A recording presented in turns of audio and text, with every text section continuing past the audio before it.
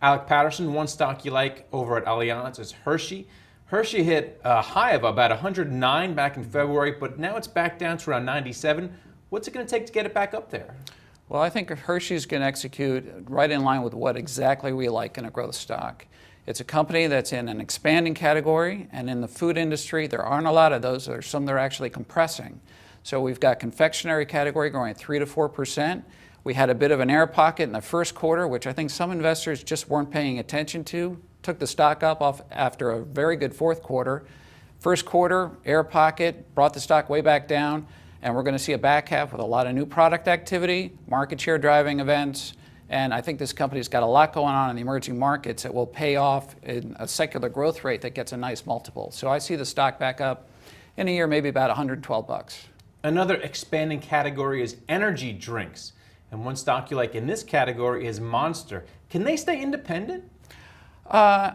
If we have our druthers, no. But actually, I really love this management team. This is probably one of the more controversial management teams out there, but they have a very strong entrepreneurial culture. They are in a business, energy drinks, that has been taking share from broad soft drinks, particularly the carbonated soft drink category, colas, Mountain Dews, what have you.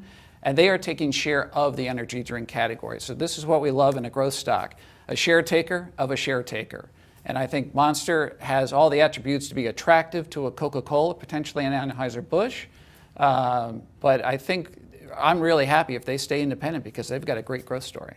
All right, and then finally, you're a fan of Colgate-Palmolive. This company is huge down in Latin America. A lot of things going on down there. Yeah. Colgate, they call it down there. Tell me why you like it. Is it that Latin American story?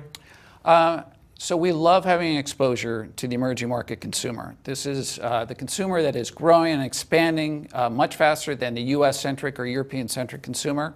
And so having the exposure there, plus having the strong market shares, anywhere from the 30s in some markets all the way into the 90s, 99% in some markets, they have the profitability to take that growth and really add value to the shareholder.